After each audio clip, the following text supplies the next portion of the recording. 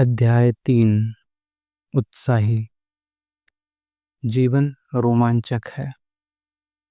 Immersion ने लिखा था, उत्साह के बिना कोई महान चीज कभी हासिल नहीं हुई। उत्साह एक असाधारण और प्रगतिशील गुण है। उत्साही नजरिया इतना शक्तिशाली और अजेय होता है कि यह अपने सामने की सारी बाधाओं को साफ कर देता है। यह व्यक्तित्व को सजीव बनाता है और सोई हुई शक्तियों को जगा देता है। उत्साह और आस्था में थोड़ा सा ही फर्क होता है। शायद हम उत्साह को ऐसी आस्था कह सकते हैं जो प्रज्वलित हो गई है। उत्साह ईश्वर के सबसे बड़े उपहारों में से एक है। किसी छोटे बच्चे में सबसे असाधारण गुण क्या होता है? यह उत्साह है। वह संसार को शानदार मानता है। वह इससे प्रेम करता है। संसार की हर चीज उसे सम्मोहित करती है। हक्सले ने कहा था कि बुद्धिमानी का रहस्य बालपन के भाव को बुढ़ापे तक कायम रखना है, जिसका मतलब है कि हमें कभी भी अपना उत्साह नहीं खोना चाहिए। लेकिन बहुत कम लोग ही इस रोमांच को कायम रख पाते हैं, और इसका एक कारण यह है कि वे अपने उत्साह को धीरे धीरे करके बह जाने देते हैं। अगर आपको जीवन में उतना ज़्यादा नहीं मिल रहा है जितना आप चाहते हैं, तो आप अपने उत्साह की जांच करें। उत्साह की नज़रों से। मेरी अपनी माँ सबसे उत्साही लोगों में से एक थी। उन्हें बेहद साधारण घटनाओं पर भी भारी रोमांच की अनुभूति होती थी। उनमें हर चीज में रोमांच और सौंदर्य देखने की काबिलियत थी। मुझे एक कोहरे भरी रात याद है, जब मैं उनके साथ बड़ी नाव में न्यू जर्सी से न्यूयॉर्क सिटी आ रहा था। नाव के आसपास के घने कोहरे में मुझे कुछ खास सौंदर्य नहीं दिखाई दिया, लेकिन मेरी माँ चहकाते हुए बोली, कितना रोमांचक है। मैंने पूछा, क्या रोमांचक है? उन्होंने कहा, देखो तो सही, कोहरा, रोशनियां, वह दूसरी नाव जिसे हमने अभी अभी पार किया है। देखो तो सही, इसकी बत्तियां कितने रहस्यमय तरीके से धुंध में खो जाती हैं। तभी हमें धुंध की सफेद चादर में से कोहरा भोंपू की आवाज सुनाई दी। मेरी माँ का चेहरा किसी रोमांचित बच्चे जैसा खिल गया। मुझे इस यात्रा के बारे में कोई सुंदर चीज महसूस नहीं हुई थी। मैं तो नदी पार करके जल्दी ही में था। उस रात रेलिंग पर खड़े होकर उन्होंने मुझे मूल्यांकन करती निगाह से देखा। उन्होंने नरमी से कहा, नॉर्मन, मैं तुम्हें जिंदगी भर से सलाह देती आ रही हूँ। इनमें से कुछ तुमने मानी, कुछ नहीं मानी, लेकिन अब मैं एक ऐसी सलाह दे रही हूँ जो मैं चाहती हूँ कि तुम मान लो। इसी समय अपने मन में यह बात बैठा लो कि संसार सौंदर्य और रोमांच से भरा हुआ है। इसके प्रति खुद को संवेदनशील रखो। संसार से, इसकी सुंदरता से और इसके लोगों से प्रेम करो। जो भी इंसान इस सरल सराह पर चलेगा, इसे प्रचुर उत्साह का वरदान मिलेगा और उसका जीवन खुशियों से भर जाएगा। उत्साह कैसे विकसित करें? पहला, दिन की सही शुरुआत करें। जागने के 5 मिनट के भीतर ही आप किसी दिन की दिशा तय कर सकते हैं। हेनरी थोरो सुबह उठते ही बिस्तर पर लेटे रहते थे और खुद को वे सारी अच्छी खबरें बताते थे जिनके बारे में वे सोच सकते थे। इसके बाद वे अच्छी घटनाओं, अच्छे लोगों और अच्छे अवसरों से भरे संसार के बाहर निकलने के लिए तैयार हो जाते थे। प्रख्यात व्यवसायी विलियम एच डेनफोर्थ ने कहा था, हर सुबह खुद को अपनी पूरी ऊंचाई तक जाने और तनकर खड़े हों। फिर ऊंचे विचार सोचें, महान विचार सोचें, उन्नत विचार सोचें। इसके बाद बाहर निकलें और ऊंचे काम करें। ऐसा करेंगे तो खुशी आपकी ओर प्रवाहित होने लगेगी। दिन भर उत्साह फैलाते रहें और रात को आप आपके पास उत्साह का इतना भंडार जमा हो जाएगा जितने आपका पास पहले कभी नहीं रहा होगा। दूसरा, बाइबल पढ़ें। यह उत्साह उत्पन्न करने वालों अंशों से भरी हुई है। मिसाल के तौर पर, इससे ज़्यादा प्रेरक वाक्य क्या हो सकता है? जो इंसान विश्वास करता है उसके लिए सारी चीज़ें संभव हैं, और आप पूरे यकीन से प्रार्थना में जो भी मांगेंगे वह आपको मिल जाएगा। बाइबल रोमांच और उत्साह से जगमगाती है। यह कहती है, अपने मन के भाव में नवीन बने, सिर्फ मन की सतह पर नहीं बल्कि उस गहरे भाव में जो आपके विचारों को सक्रिय बनाता है। बाइबल के महान अंशों से आपके मन को सारोवार कर लें, फिर मार्गदर्शन के लिए ईश्वर से प्रार्थना करें और काम में जुट जाएं। तीसरा, जीवन और लोगों से प्रेम करें। आसमान से प्रेम करें, सुंदरता से प्रेम करें, ईश्वर से प्रेम करें। जो व्यक्ति प्रेम करता है वह हमेशा उत्साही रहता है। आज ही जीवन के प्रेम को विकसित करना शुरू कर दें। फ्रेड जैसा नज़रिया रखें, जो एक छोटा सा रेस्टोरेंट चलाता था। उसने काउंटर पर अपना बड़ा हाथ रखते हुए मुझसे पूछा, भाई आप क्या लेंगे? क्या आप फ्रेड हैं? उसने कहा, हाँ। लोगों के अनुसार आपको हैमबर्गर बर्गर बहुत अच्छे लगते होंगे। भाई आपने कभी ऐसे हैमबर्गर नहीं खाए होंगे। ठीक है, तो मुझे एक हैमबर्गर दे दें। काउंटर पर एक बुजुर्ग व्यक्ति बैठा था जो काफी दुखी दिख रहा था। उसके कंधे झुके थे और हाथ कांप रहे थे। मेरे सामने हैमबर्गर रखने के बाद फ्रेड ने उसके हाथ पर हाथ रखा। वह बोला, सब ठीक हो जाएगा बिल, सब ठीक है। मैं आपके लिए उस बेहतरीन गर्मा गर्म सूप का प्याला बना देता हूँ जो आपको पसंद है। बिल ने कृतज्ञता से सिर हिला दिया। एक और बुजुर्ग आदमी अपना बिल चुकाने आया था। फ्रेड ने कहा, मिस्टर ब्राउन, एवेन्यू में कारों पर निगाह रखना, वे रात को बहुत तेजी से आती हैं। फिर वह आगे बोला, नदी में चांदनी पर भी एक नज़र डाल लेना। आज रात यह काफ़ी सुंदर छटा बिखेर रही हैं। अपना बिल चुकाने के बाद मैं यह टिप्पणी किए बिना नहीं रह पाया, मेरे दोस्त, आप जानते हैं, आप इन बुजुर्गों लोगों के लिए जिस तरह बात कर रहे हैं वह तरीका मुझे पसंद आया। आपने उन्हें यह एहसास दिलाया कि जीवन अच्छा है। क्यों नहीं? उसने पूछा। जीवन सचमुच अच्छा है। मेरे जीवन में बहुत रोमांच है। ये बुजुर्ग लोग काफ़ी दुखी हैं और मेरा रेस्तरां इनके लिए घर जैसा है। वैसे भी मैं उन्हें पसंद करता हूँ। आवश्यकताएं खोजें और उन्हें पूरा कर दें। इससे आपके जीवन में सच्चा उत्साह भर जाएगा। चौथा, अपनी ऊर्जा के स्तर की रक्षा करें। उत्साह से भरे रहने के लिए जैसा ईश्वर आपको बनाना चाहता था, जितनी ऊर्जा खर्च करें उससे ज़्यादा ग्रहण करें। यदि आप लगातार तनाव में रहते हैं तो आपकी ऊर्जा घट जाती है और आपका उत्साह भी। इसलिए सब कुछ छोड़ें और ईश्वर को पकड़ो कि महानतम तकनीक पर चलें। ईश्वर से बुद्धिमत्ता मांगें, मार्गदर्शन मांगें और फिर जीवन को सर्वश्रेष्ठ दें। अपनी सबसे अच्छी कोशिश के बाद परिणाम ईश्वर पर छोड़ दें और उसकी समझदारी पर भरोसा रखें। आप पाएंगे कि आपका नवीनीकरण हो गया है। आप नई ऊर्जा और नया उत्साह पाएंगे। उत्साह को हावी हो जाने दें। मैं मशहूर फुटबॉल कोच विंस लम्बार्डी को जानता था। जब वे ग्रीन बे पेकर्स में आए तो उनके सामने एक पराजित हताश टीम थी। वे खिलाड़ियों के सामने खड़े हुए काफ़ी देर तक खामोशी से उन्होंने उन्हें देखते रहे।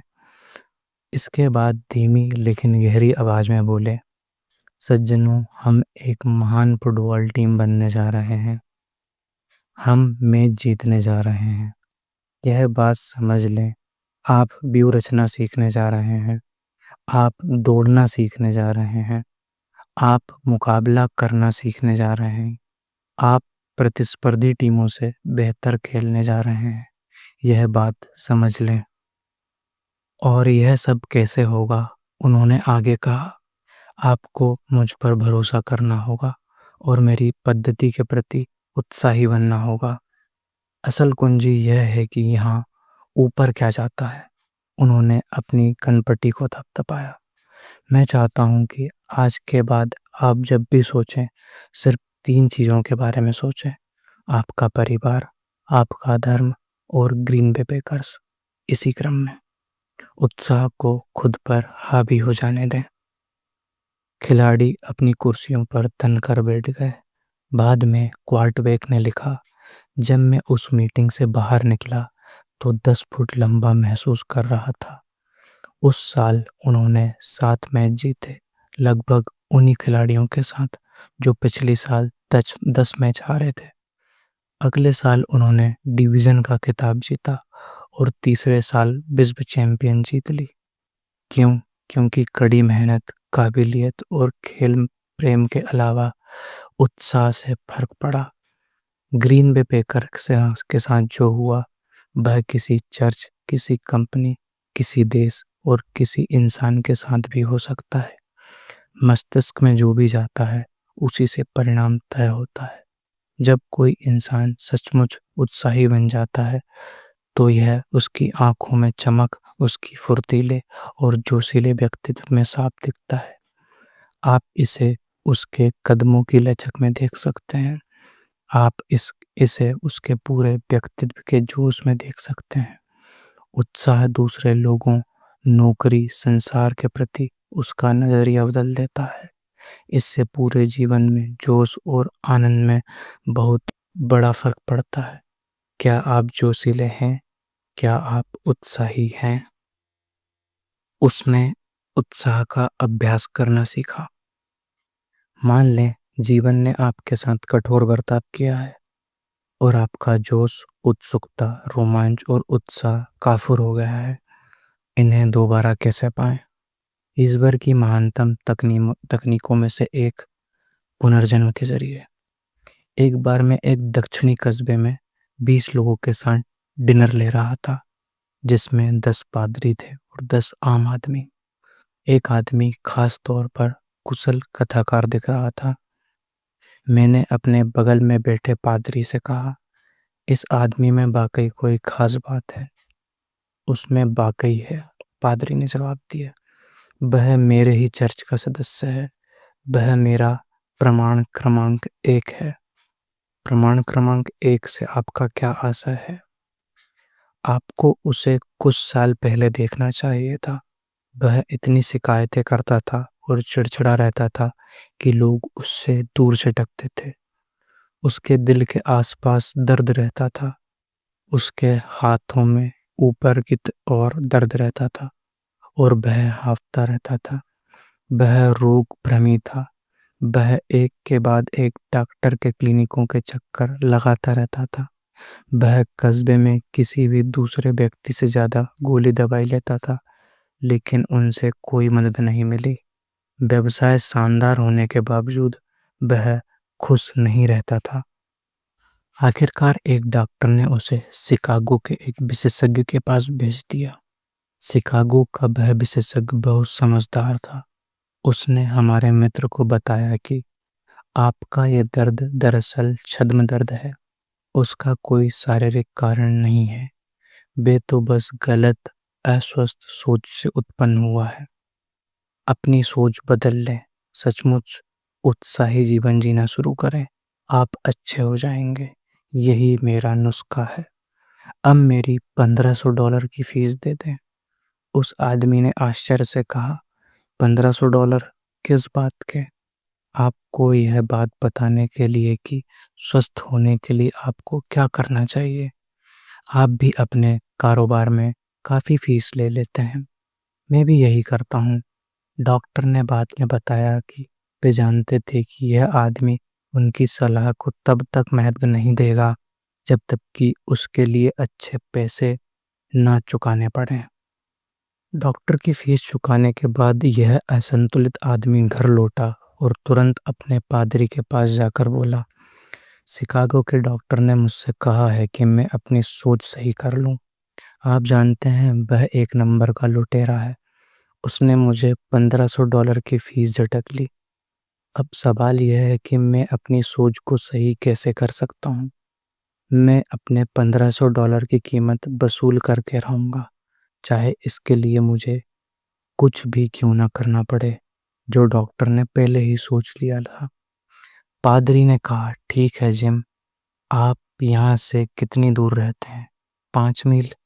मुझे आपकी कार में सोफर बैठा दिखाई रख रखा है। उसे बुलाएं और अकेले ही घर पर लौटने को कहें। मैं चाहता हूँ कि आप पैदल चलकर घर जाएं। पैदल चलते वक्त आप ईश्वर को अपने पैरों के लिए धन्यवाद दें। ईश्वर को इस बात के लिए धन्यवाद दें कि आप शिकागो गए और आपको यह बताया गया कि आपका शरीर बिल्कुल स्वस्थ है। पैदल घर लौटते समय जीवन के प्रति उत्साह का अभ्यास करें। अपने प्रति उत्साह का अभ्यास करें। रास्ते में पड़ने वाले देवदार के जंगलों के प्रति उत्साह दिखाने का अभ्यास करें। अपने सभी मित्रों के प्रति, अपने चर्च के प्रति, ईश्वर के प्रति उत्साह का अभ्यास करें। मैं चाहता हूँ कि कल आप दोबारा पैदल चलकर यहाँ आएं और मुझे बताएं कि आप कैसा महसूस कर रहे हैं। वह आदमी मान गया और उसने पादरी से कहा कि वे भी उसके साथ पैदल चले। पादरी उस आदमी के साथ कुल मिलाकर 25 मील तक पैदल चले, जब तक कि वह एक दिन उन्होंने उस आदमी को यह चुनौती नहीं दी, आप सब कुछ छोड़कर अपने जीवन की बागडोर ईश्वर के हाथों में क्यों नहीं थमा देते? उस आदमी ने ऐसा ही कर दिया। अध्याय 4। शांतिपूर्ण। मुझे चिंता करने की कोई ज़रूरत नहीं है। आपके दिमाग में जो भी चीज़ चलती है, आपका शरीर उसके प्रति संवेदनशील होता है। अगर आपके दिमाग में चिंता रहती है, तो आपका शरीर, आपके शरीर के सभी अंगों पर विनाशकारी प्रभाव हो जाता है। यह इस तरह होता है। चिंता का एक विचार चेतना में एक हल्की सी लकीर या नाली बना देता है। बार बार दोहराए जाने पर यह एक विचार गहरा होकर डर या चिंता की नहर बन जाता है। इसके बाद आपके मन में जो भी विचार आता है, लगभग हर विचार चिंता के रंग में डूबा होता है। फलस्वरूप आप भयभीत इंसान बन जाते हैं और हमेशा चिंता करते रहते हैं। इस प्रक्रिया के जरिए आप ऐसा मानसिक परिवेश बना देते हैं जिसमें चिंता फलती फूलती है, विकास करती है और अंततः आपके पूरे जीवन अनुभव पर कब्जा कर लेती है। इस दुखद प्रक्रिया को रोकने का पहला कदम तो यह है कि आप चिंता के सांचे में ढले मानसिक परिवेश को नया बना लें और इसकी जगह पर धीरे धीरे आध्यात्मिक परिवेश रखें। यह चेतना में एक बिल्कुल नई विचार प्रणाली को भरकर किया जा सकता है। डॉक्टर के पर्चे में उपचार का प्रतीक है RX। यह लें। हमारा सुझाव है कि आप अपने दिमाग में ईश्वर के महान शब्द ग्रहण करें। यह लें। इसे अपने चेतना नियंत्रण केंद्र में गहराई तक घुला दें, जहां आपके विचार का सांचा बनता है। यदि इसे दृढ़ अंदाज में किया जाए तो आपके विचारों से उन संक्रमणों को बाहर भगा देता है जो इतने लंबे समय से चिंता के रोग को पोषण कर रहे थे। RX, चिंता के लिए 7 सप्ताह का इलाज। अगले रविवार चिंता को दूर भगाने के लिए 7 सप्ताह का उपचार शुरू करें। अपने मन में बाइबल के शक्तिशाली उपचारक छंद भर लें, जो मानसिक स्वास्थ्य पर सबसे महान पुस्तक है। मिसाल के तौर पर, रविवार को उस सप्ताह के लिए एक छंद याद कर लें। सोमवार को जब भी चिंता का कोई विचार उभरे, तो तुरंत उस छंद को ज़्यादा से ज़्यादा बार दोहराएं। यही मंगलवार से शनिवार तक करें। फिर अगले रविवार को सुझाया गया दूसरा छंद याद करें और यही प्रक्रिया दोहराएं। इस पूरे समय में और निश्चित रूप से 7वें सप्ताह के अंत तक ये छंद आपकी मानसिक और आध्यात्मिक अवस्था पर इतना शक्तिशाली असर डालेंगे कि व्यापक उपचारक प्रक्रिया शुरू हो जाएगी। यदि इसे दृढ़ता से किया जाए तो चिंता के पंगु बनाने वाले रोग का पूरा इलाज हो जाएगा और एक नया चिंता रहित जीवन आप जीने लगेंगे। सप्ताह 1। अगले रविवार को उपचार शुरू करें और अपने मन में इस सप्ताह का उपचारक विचार भर लें। ईश्वर की मदद से मैं सारी चीजें कर सकता हूँ जो मुझे शक्ति देते हैं। इस बात को पूरे सप्ताह हर दिन ज़्यादा से ज़्यादा दोहराएं, खास तौर पर तब जब चिंता का कोई विचार आए। सप्ताह 2। दूसरे रविवार और उस पूरे सप्ताह अध्यात्म की दवा लें। आप उसे पूर्ण शांति में रखेंगे जिसका मन आप में लगा है, क्योंकि उसे आप पर भरोसा है। इसे जोर जोर से बार बार तब तक कहते रहें जब तक कि यह चेतना में ना समा जाए। इससे शांति का एक ऐसा मानसिक परिवेश बन जाएगा जिसमें चिंता जिंदा नहीं रह सकती। सप्ताह 3। इस रविवार और आने वाले सप्ताह के दौरान इस बात को याद रखें, मुझे किसी बुराई का डर नहीं होगा क्योंकि ईश्वर मेरे साथ है। ईश्वर की उपस्थिति में इस शक्तिशाली विचार को कई बार दोहराएं और यह काम सप्ताह में हर दिन करें। चिंता उस मन में नहीं रह सकती जिसमें ईश्वर मौजूद है। अपने मन को ईश्वर से भर लें। सप्ताह 4। इस सप्ताह हर दिन एक और खुराक लें और मैं तुमसे कहता हूँ, मांगो और यह तुम्हें दे दिया जाएगा, खोजो और तुम पालोगे, खटखटाओ और यह तुम्हारे लिए खोल दिया जाएगा। एक बार फिर इस कथन को ज़्यादा से ज़्यादा बार दोहराएं और इसका उपचारक संदेश अपने मन में ज़्यादा गहराई तक समा जाने दें। सप्ताह 5। 5वें रविवार को और इस पूरे सप्ताह इस बात को याद रखें, यदि तुम मुझ में बसते हो और मेरे शब्द तुम में बसते हैं तो तुम जो चाहे मांगो और वह तुम्हें दे दिया जाएगा।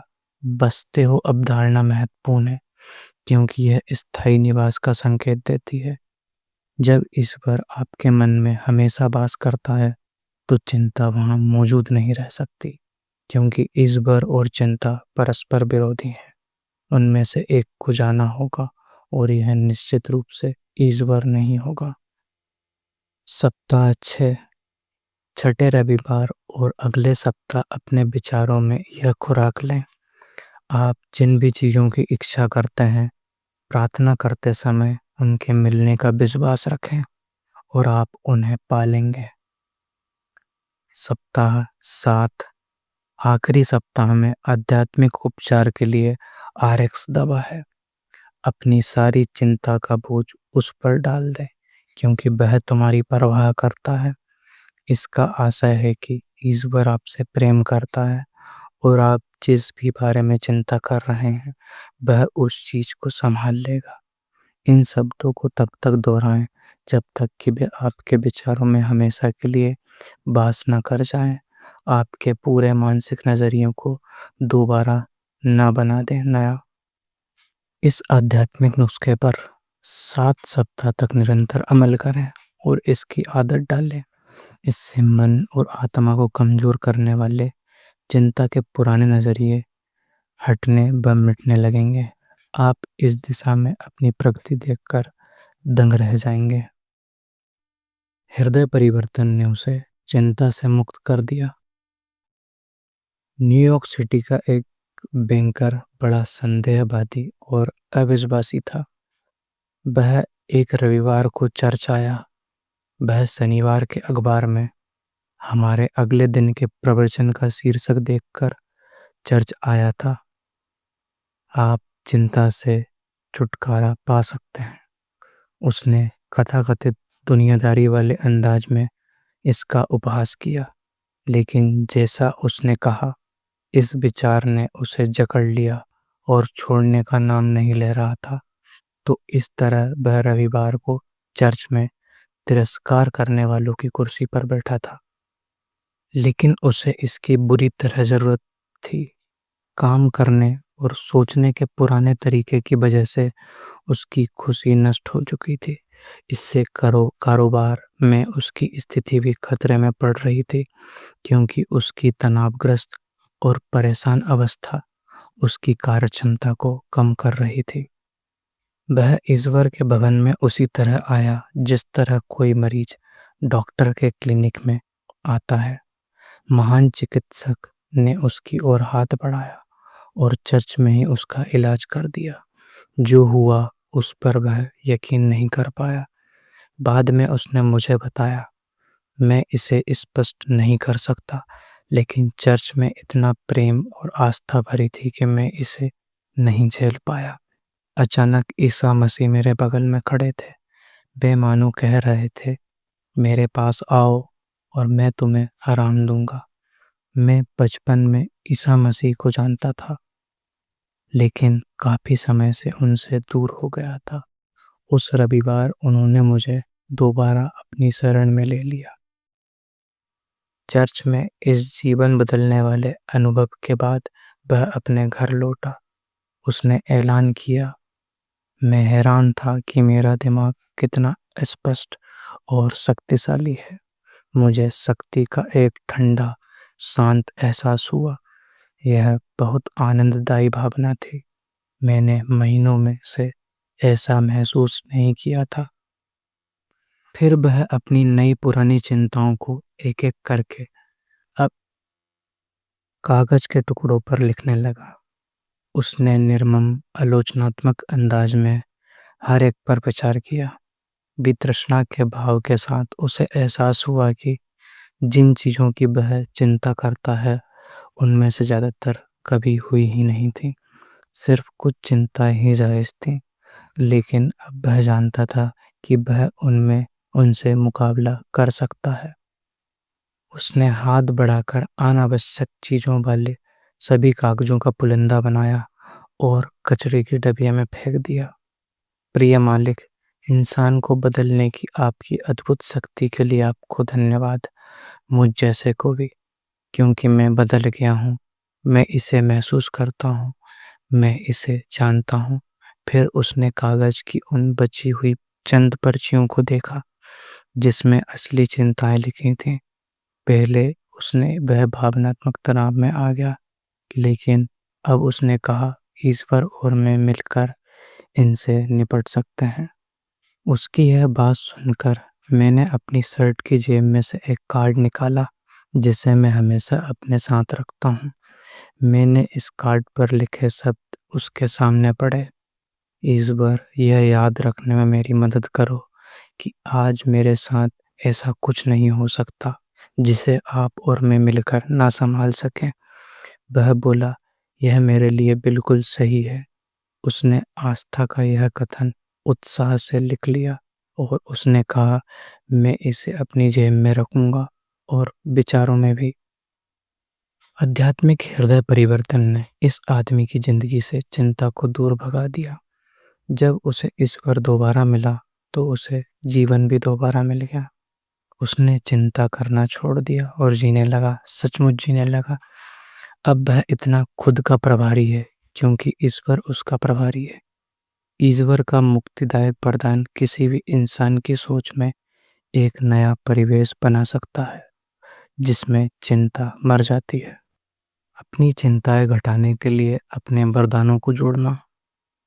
कुछ साल पहले एक भजन लोकप्रिय था और इसमें समझदारी की बात कही गई थी। अपने वरदान गिनो एक एक करके। यह गीत आध्यात्मिक और मनोवैज्ञानिक दोनों ही मायने में बिल्कुल सही था। जब आप अपने वरदान जोड़ते हैं और गिनते रहते हैं, तो आपकी चिंताओं को आखिरकार यह संदेश मिल जाएगा कि खेल खत्म हो चुका है और वे गायब होने लगेंगी। एक उत्तरी प्रांत में रहने वाला एक आदमी फाउंडेशन फॉर क्रिश्चियन लिविंग की सामग्री पढ़ता था। एक दिन उसने मुझे फ़ोन करके कहा कि उसे मदद की सख्त ज़रूरत है। उसने कहा, हर चीज़ बुरी हो रही है और मैं चिंता के मारे बीमार हुआ जा रहा हूँ। मैंने प्रतिक्रिया दी, क्या ऐसा इसलिए है क्योंकि जब आप कहते हैं चिंता के मारे बीमार, आप अपनी परिस्थितियों पर बीमार व अतार्किक विचार लागू कर रहे हैं और इसलिए आपको बुरे परिणाम मिल रहे हैं। हर चीज धुल चुकी है, खत्म हो चुकी है। वह आ भरते हुए बोला, सब कुछ जा चुका है, कुछ नहीं बचा सिवाय चिंताओं से भरे इंसान के, कुछ भी नहीं बचा। मैंने सहानुभूति दिखाते हुए कहा, मुझे यह सुनकर अफसोस हुआ कि आपकी पत्नी आपको छोड़कर चली गई है। किसने कहा कि वह मुझे छोड़कर चली गई? मेरी पत्नी मुझे प्रेम करती है और निष्ठापूर्वक मेरे साथ खड़ी है। बहुत अच्छी बात है, मैंने कहा। अब मैं आपको बताता हूँ कि हमें क्या करना चाहिए। हम यह हिसाब लगाते हैं कि आपने क्या खोया है और आपके पास क्या बचा है। चलिए पहले इस बारे में बात करते हैं कि आपके पास क्या क्या बचा है, मैंने सुझाव दिया। फिर हम इस बारे में बात करने लगे कि आपने क्या खोया है। उसने निराश भरे स्वर में कहा, पहले वाले मामले में एक भी चीज नहीं होगी। देखिए, शुरुआत में आपके पास एक बहुत महत्वपूर्ण संपत्ति है। आपकी पत्नी आपके साथ निष्ठापूर्वक खड़ी है और आपसे प्रेम करती है। फिर मैंने जोड़ दिया, कितनी बुरी बात है कि आपके बच्चे को नशे की लत है और वे जेल में है। मेरे बच्चे को नशे की लत नहीं है, वे अच्छे बच्चे हैं, वे कभी जेल नहीं जा सकते। बेहतरीन, तो हम आपकी संपत्तियों की सूची में यह लिख लेते हैं कि बच्चे जेल में नहीं हैं। फिर मैंने आगे कहा, बहुत अफसोस की बात है कि आपका मकान जल गया है और आप उसका बीमा भी नहीं करा पाए क्योंकि आपके पास प्रीमियम चुकाने का पैसा नहीं था। आपको यह गलत जानकारी कहाँ से मिली? मेरा मकान नहीं जला है और मेरे पास पर्याप्त पैसे हैं जिनसे खर्च चल सकता है। अब वह वरदान जोड़ने के इरादे को समझ गया था। मैं मूर्ख हूँ, बड़ा मूर्ख हूँ, उसने कातर अंदाज में स्वीकार किया। मैंने कभी उन सब संपत्तियों के बारे में नहीं सोचा था जिनका आप जिक्र कर रहे हैं। हमारे बीच सुखद बातचीत हुई और अंत में हमने फोन पर इकट्ठे प्रार्थना की। टेलीविजन पर हुई इस बातचीत के बाद उसके जीवन में भावनात्मक दृष्टि से कुछ बुरे समय आए, लेकिन उसने अपनी सोच को नकारात्मक से सकारात्मक तक इतना जोरदार झटका दिया था कि अंततः उसकी चिंता को जीत लिया। उसने चिंता करना छोड़ दिया और 45 साल की उम्र में सचमुच जीने लगा। चाहे यह किसी भी उम्र का हो, यह अनुभव जबरदस्त है और आपके लिए बिल्कुल सही होता है। चिंता की आदत छोड़ने के 5 तरीके। पहला, अपनी कही बातें सावधानी से सुनें। अपनी हर टिप्पणी पूरे ध्यान से दर्ज करें और इसका अध्ययन करें ताकि आप पूरी तरह चेतन हो जाएं कि आप कितनी ज़्यादा खिन्न और नकारात्मक टिप्पणियां करते हैं।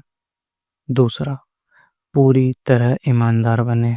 जब आप कोई नकारात्मक टिप्पणी करें तो खुद से कहें, देखो मैं जो कह रहा हूँ, क्या मैं सचमुच उस पर विश्वास करता हूँ या फिर मैं ऐसी नकारात्मक बातें कह रहा हूँ जिन पर मुझे दरअसल जरा भी विश्वास नहीं है। तीसरा, आप आम तौर पर जो नकारात्मक बात कहते हैं उसका ठीक विपरीत कहने की आदत डालें। फिर आप देख सकते हैं कि नए सकारात्मक कथन कितने बेहतर लगते हैं।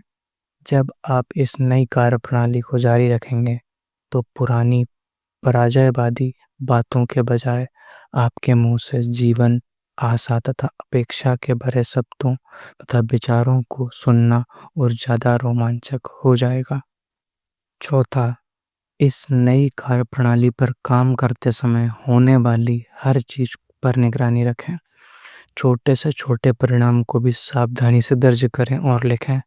मिसाल के तौर पर, अगर आप उदास अंदाज में यह कहने के आदी रहे हैं, आज मेरे साथ चीज़ें अच्छी नहीं होने वाली हैं, तो गौर करें चीज़ें कितनी अच्छी तरह हो रही हैं या नहीं हो रही हैं। पांचवा, हर दिन हर व्यक्ति और कार्य का सर्वश्रेष्ठ आशय निकालें। यह व्यक्तिगत विकास की बेहद रोमांचक आदत है। मुझे यह बात पहली बार स्वर्गीय हैरी बुल्लिस ने बताई थी, जो मिनीपोलिस के आटा मिल उद्योग में मशहूर थे। हैरी सचमुच उत्साही इंसान थे। वे इतने ज़्यादा उत्साही रहते थे कि एक दिन मैंने उनसे उनके सुखद स्वभाव का कारण पूछ लिया। उन्होंने कहा, मैंने बहुत पहले यह निर्णय लिया था कि मैं हर स्थिति और हर व्यक्ति के शब्दों तथा कार्यों का सबसे अच्छा मतलब निकालूंगा। जाहिर है, मैं वास्तविकता के प्रति अंधा नहीं था, लेकिन मैंने हमेशा सबसे पहले सबसे अच्छा मतलब निकालने पर जोर दिया। मुझे यकीन है कि यह आदत दरअसल अच्छे परिणाम देती है। सबसे अच्छा मतलब निकालने की आदत की बदौलत मुझ में लोगों, कारोबार, चर्च और बाकी रुचियों के प्रति उत्साह जागृत हुआ। इसकी बदौलत मुझे चिंता मुक्त जीवन जीने में बहुत मदद मिली। अध्याय 5, आत्मविश्वासी। मैं बदलकर बेहतर बन सकता हूँ। हम में से ज़्यादातर लोग यह बात मान लेंगे कि हमारे जीवन में कुछ चीज़ों को बदलने की ज़रूरत है। व्यक्तित्व के प्रतिकूल तत्व अक्सर असफलता और अप्रसन्नता में योगदान देते हैं। हो सकता है हम में ऐसे गुण हों जो लोगों को दूर रखते हैं और अच्छे व्यक्तित्व संबंधों को बाधक होते हैं। हो सकता है कुछ कमजोरियां और अक्षमताएं हमें परेशान करती हों। यदि आपको भी ऐसा लगता है, तो आप इस अच्छी खबर का स्वागत करेंगे कि आपका जीवन बदलने की शक्ति मौजूद है और आप इसे पा सकते हैं। यह अद्भुत शक्ति आप में ईश्वर का जीवन है। इस विराट शक्ति पर जब ध्यान केंद्रित कर लिया जाता है, तो व्यक्तित्व में शानदार परिवर्तन हो जाता है। शक्ति का स्रोत। एक आदमी मेरे देहाती फार्म होम में आया। उसके साथ उसकी पत्नी भी थी। वे प्रतिभा संपन्न लोग थे और चर्च नहीं जाते थे। पति प्रकाशक था, पत्नी लेखिका थी। दोनों ही असाधारण रूप से सक्षम थे। प्रकाशक ने कहा, हेलन और मैं दुखी तथा कुंठित रहते हैं। शारीरिक दृष्टि से हम में कोई भी बाकी अच्छा गुण नहीं है। जीवन नीरस हो गया है।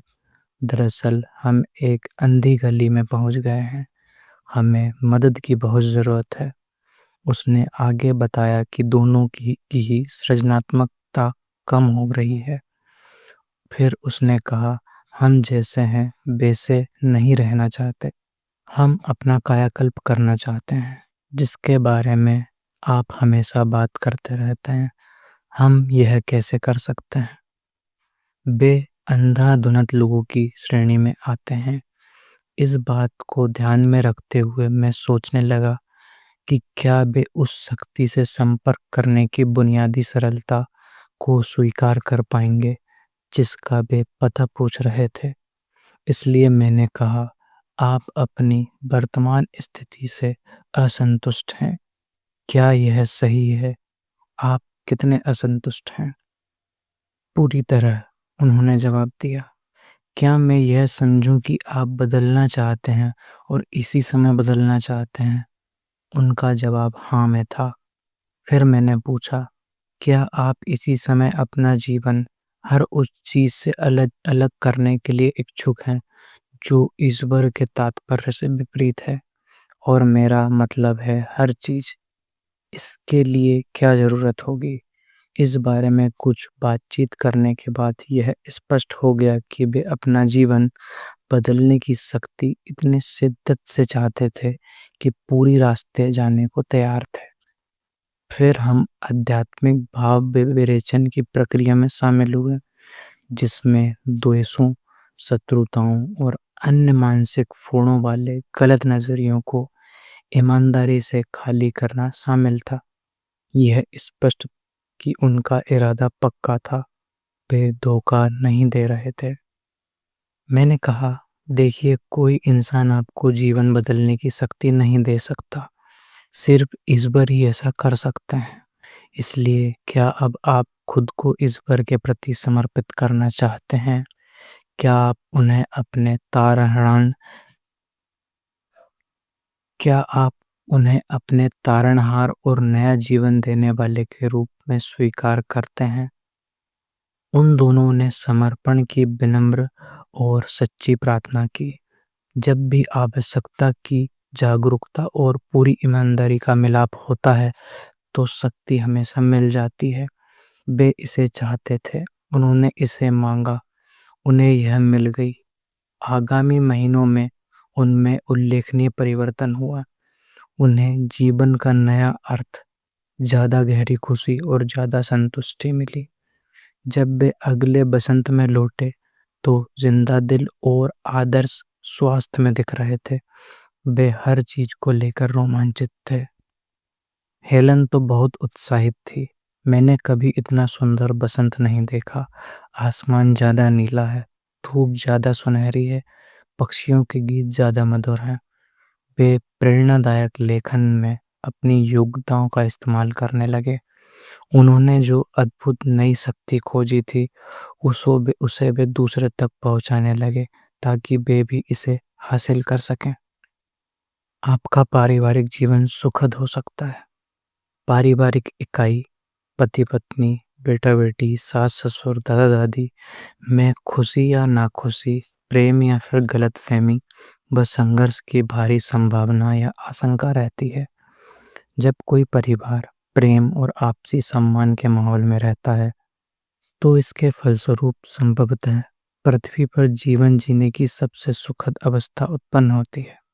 लेकिन जब गलतफहमी और संघर्ष की वजह से पारिवारिक माहौल गड़बड़ा जाता है, तो एक अस्वस्थ अवस्था उत्पन्न होती है, जिसका सभी के जीवन पर विपरीत प्रभाव पड़ता है, खास तौर पर बच्चों के जीवन पर। किसी भी उम्र के तार्किक, बुद्धिमान, संजीदा इंसान अगर चाहें तो शांति में और दरअसल सुखद संबंध में भी एक साथ रह सकते हैं। यदि आपके परिवार का माहौल ऐसा नहीं है, तो याद रखें कि आप में अपना और अपने परिवार का जीवन बदलने की शक्ति है। सुखद पारिवारिक संबंध बनाने के लिए कौन से कदम उठाए जा सकते हैं? पहला, इसे खुद से शुरुआत करें। यह निर्णय लें कि आप अपने भीतर वह खुशी की भावना जागृत करेंगे जो पारिवारिक माहौल को नया बना सके। दूसरा, खुद से यह सवाल पूछें, मैं खुद परिवार की खुशी में योगदान दे रहा हूँ या मैं परिवार के दुख में योगदान दे रहा हूँ? सुनिश्चित करें कि आप इस सवाल का जवाब पूरी ईमानदारी से दें। तीसरा, अपने भीतर पल रहे किसी भी तरह के अविश्वास या शत्रुता को बाहर निकाल दें। परिवार में हर एक के साथ न सिर्फ प्रेम के साथ, बल्कि उनकी राय के प्रति सम्मानजनक व्यवहार करने की आदत डालें। उन्हें सच्चा आदर दें। चौथा, खुद को प्रेम जीव माने और प्रेम से कार्य करें। अपने परिवार को यह ना बताएं कि आपने इस नए तरीके से काम करने का निर्णय लिया है, बस इसे कर दें। वे इसे ग्रहण कर लेंगे। आपके द्वारा डाले गए नए भाव का असर होगा। पांचवा, छोटे हों या बड़े, परिवार के हर सदस्य को के व्यक्तियों को के रूप में एक दूसरे का सम्मान करने के लिए प्रोत्साहित करें। हर व्यक्ति को एक दूसरे को स्वीकार करना चाहिए और हर एक को असली स्वरूप में रहने की अनुमति देनी चाहिए। व्यक्ति की पहचान का हमेशा सम्मान होना चाहिए। इससे परिवार के भीतर प्रेमपूर्ण सद्भाव का माहौल बन जाएगा और जो उतना ही महत्वपूर्ण है, सच्ची समझ का माहौल भी बन जाएगा। छठवां, यथार्थवादी बने। यह उम्मीद ना करें कि हर व्यक्ति तुरंत ही बदल जाएगा या यह परिवर्तन आसानी से हो जाएगा। लंबे समय के पाले गए दोषों का प्रतिरोध हो सकता है और पूर्वाग्रह भी हो सकते हैं, जो धीरे धीरे ही कम हो सकते हैं। अहम बात यह है कि किसी को परिवर्तन की शुरुआत करनी होगी और वहां से यह रफ्तार पकड़ लेगा। सातवां, गहरी आस्था विकसित करें और परिवार के भीतर तथा सभी पारिवारिक जुड़ावों में मार्गदर्शन के लिए ईश्वर पर विश्वास करें। जब बाइबल कहती है ईश्वर मकान बनाता है, उसके सिवा जो मकान बनाते हैं वे व्यर्थ में श्रम है, तो यह इस बात सत्य की याद दिलाती है कि धार्मिक आस्था वाले परिवार ऐसी समस्याओं से उबर जाते हैं और ऐसी स्थितियों का सामना कर लेते हैं जहां नास्तिक परिवार अक्सर असफल हो जाते हैं। 8वां, परिवार के हर सदस्य के लिए प्रार्थना की एक निश्चित गंभीर योजना शुरू करें। जो व्यक्ति इस तरह की नियमित प्रार्थना करता है, भले ही वह दूसरों के लिए इसका जिक्र न करे, वह सीमा के साथ दूसरों में भी एक नया अध्यात्म केंद्रित नजरिया अचेतन रूप से प्रेरित करेगा। जब प्रार्थना पूरे परिवार की सामूहिक गतिविधि बन जाती है, तो सदस्य ज़्यादा गहरे सहचार में एक साथ विकास करेंगे। यह काफ़ी सच है कि जो परिवार एक साथ प्रार्थना करता है, वह एक साथ बना रहता है। 20 साल की एक लड़की खुद को खोजने की कोशिश में काफ़ी परेशान थी। उसका नज़रिया बहुत चिड़चिड़ा और शत्रुतापूर्ण था, खास तौर पर उसके पिता के प्रति। लेकिन एक रात उसने उन्हें घेर लिया। वह बोली, डैडी आप सचमुच अच्छे हो, वास्तव में आप बहुत अच्छे हो। मुझे बताओ कि आप क्या कर रहे हो, सच सच बताना। तब उसके पिता ने उसे बताया कि वे प्रार्थना की एक योजना पर चल रहे थे, ताकि वे अपने जीवन और नज़रिया को बदल सकें, ताकि वे बेहतर पिता, बेहतर पति, परिवार और बेहतर सदस्य बन सकें। वे झिझके और फिर नरमी से बोले, मैं हर एक के लिए प्रार्थना करता हूँ, खास तौर पर तुम्हारे लिए, क्योंकि मुझे लगता है कि हमारे तमाम टकरावों के बावजूद मेरे दिल में तुम्हारे लिए एक खास भावना है। बेटी ने कहा, मैं जानती थी आप कुछ कर रहे हैं। फिर उसने कई सप्ताह बाद पहली बार अपने पिता को प्यार से थपथपाया। कुछ ही दिनों में पिता पुत्री करीब आए और समय के साथ उनकी अंतरंगता में अंततः पूरे परिवार का माहौल बदल गया। उन्होंने यह साबित कर दिया कि एक इंसान में पारिवारिक जीवन बदलने की शक्ति होती है। आप अपनी नौकरी का आनंद ले सकते हैं। यदि कोई इंसान अपना जीवन बदलना चाहता है, तो शायद उसे नौकरी बदलनी होगी। नौकरी बदलने के दो तरीके हैं। स्पष्ट तरीका तो यह है कि आप इस समय जो नौकरी कर रहे हैं, उसे छोड़कर दूसरी कर लें। लेकिन यदि आप यह करते हैं, तो आमतौर पर आप यह मानकर चल रहे हैं कि आप अपनी वर्तमान नौकरी में जिन चीज़ों को नापसंद करते हैं, वे सभी नई नौकरियों में नहीं होंगी और नई नौकरियों में हर चीज़ सिर्फ अच्छी होगी। जाहिर है, यह हमेशा सच नहीं होता है। मानव स्वभाव का एक नियम है जिसे ध्यान में रखना होता है। आप जहाँ भी जाते हैं, खुद को साथ ले जाते हैं। आप कभी खुद से दूर नहीं जा सकते। इसलिए जब आप किसी दुख भरी पुरानी नौकरी से नई नौकरी में जाते हैं, तो आप खुद को भी साथ ले जाते हैं। इसका मतलब यह है कि पुरानी नौकरियों में आप में जो कमजोरियां और गलत नज़रिए थे, वे उत्साह के आवेग के बाद एक नई नौकरियों में भी रहेंगे। इसलिए नौकरी बदलने का दूसरा तरीका खुद को बदलना है। यह वर्तमान नौकरी के ढांचे के भीतर किया जा सकता है। एक आदमी ने मुझसे अपनी नौकरी के बारे में सलाह ली। उसने कहा कि इसमें कोई अवसर नहीं था। यह एक बंद गली थी। वह इसे छोड़कर किसी दूसरे क्षेत्र में जाना चाहता था। मैंने उसे नौकरी बदलने का ऊपर वाला विचार दिया। फिर मैंने एक सफल प्रगतिशील व्यक्ति का जिक्र किया। आप क्या सोचते हैं, अगर आपकी वर्तमान नौकरी मिस्टर स्मिथ के पास होती तो वे क्या करते? उसने 1 मिनट तक सोचकर कहा, देखिए मुझे यकीन है कि वे इसे सफल बना देते। वे हमेशा हर चीज़ को सफल बना देते हैं। हाँ, लेकिन वे इस नौकरी में सफल कैसे होते?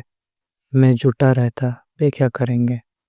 इस पर उसने जवाब दिया, मैं नहीं जानता कि वे क्या करेंगे। देखिए, क्यों ना कुछ दिन यह सोचने की कोशिश करें कि बेहद सफल मिस्टर स्मिथ इस नौकरी में क्या करेंगे? फिर क्या आप भी वही कर सकते हैं? बाद में वह काफ़ी बेहतर नज़रिए के साथ लौटा। उसने कहा, मिस्टर स्मिथ, जो करेंगे वह करने का एकमात्र तरीका यह है कि मैं मिस्टर स्मिथ जैसा बहिर्मुखी व्यक्ति बन जाऊं। वे सकारात्मक विचारक हैं। लगता है मुझे सकारात्मक सोच का अभ्यास भी शुरू करना चाहिए। प्रोत्साहन पाने पर उसने अपने एक नए मानसिक नजरिए का अनुसरण किया और खुद पर काफी सृजनात्मक मेहनत की। नौकरी में उसका प्रदर्शन बेहतर हो गया। अपनी वर्तमान नौकरी में ही खुद को बदलने से उसे नई नौकरियां मिलने गईं। आप अपने व्यक्तित्व की बैसाखियों को फेंक सकते हैं। कुछ लोग असुरक्षित होते हैं और लड़खड़ाते व्यक्तित्व को ऊपर उठाने के लिए बैसाखियों का सहारा लेते हैं। अक्षमता की गहरी आंतरिक भावना से सामना होने पर और समस्याओं से जूझने में खुद को अक्षम मानकर वे बैसाखियों की तरफ जाते हैं। मिसाल के तौर पर नशीली दवाएं या शराब या बाध्यकारी पिंटूपन या वे किसी दूसरी तरह की हीनता की दुखद भावना की भरपाई करने की कोशिश करते हैं। ऐसे लोग दरअसल जो चाहते हैं वह है उनके जीवन को बदलने की शक्ति। आज एक बैसाखी का बहुत व्यापक उपयोग होता है और यह है शराब। मैं रिसेप्शन में एक आदमी से मिला जिसने कई कॉकटेल चढ़ा ली थी और उसके प्रभाव निश्चित रूप से नजर आ रहे थे। उसने पूछा, यह मैं क्या करता हूँ? दरअसल मैं इसे पसंद नहीं करता हूँ, लेकिन क्या करूँ, मेरे अंदर काफ़ी संकोच है और बातचीत में मैं चुप रहता हूँ। कुछ कॉकटेल पीने के बाद मेरी ज़बान चलने लगती है और मैं अंतर्मुखी से बहिर्मुखी बन जाता हूँ। शराब के सहारे के बिना मैं सामाजिक दृष्टि से कतई अच्छा नहीं हूँ। मेरा अनुमान है कि बहुत से लोग इसी कारण से शराब पीते हैं। दरअसल वे एक बैसाखी का सहारा ले रहे हैं। अच्छी बातचीत और संप्रेषण के लिए आपको तो बस चीज़ों के उत्साही बने रहने की ज़रूरत है। आपको शराब की बैसाखी पर लंगड़ा कर चलने की कतई ज़रूरत नहीं है। दुखद बात यह है कि इस तरह की निर्भरता शराबखोरी में बदल जाती है और अक्सर बदलती भी है, जो पराजय के सबसे घातक प्रकारों में से एक है। शराबी व्यक्ति दरअसल पंगु बन जाता है। बहरहाल, ऐसे इंसान का इलाज संभव है। इस प्रक्रिया में एक महत्वपूर्ण संस्था है, एल्कोहलिक्स एनोनिमस, जिसका बहुत ही उम्दा रिकॉर्ड है कि यह लोगों को उनका जीवन बदलने की शक्ति दे देती है। हमने ईश्वर की शक्ति के जरिए कई आश्चर्यजनक पुनरुद्धार होते हुए देखे हैं। यह शक्ति हमेशा उपलब्ध है, लेकिन इसे पाने के लिए शराबी को उस बिंदु तक पहुंचना होता है जहां वह ईश्वर पर पूरी तरह से निर्भर हो सके और खुद पर उसकी कोई अक्षरता निर्भरता न रहे। इसलिए ईश्वर के नाम पर पैसा के दूर फेंक दें और जीवन का भरपूर आनंद लें।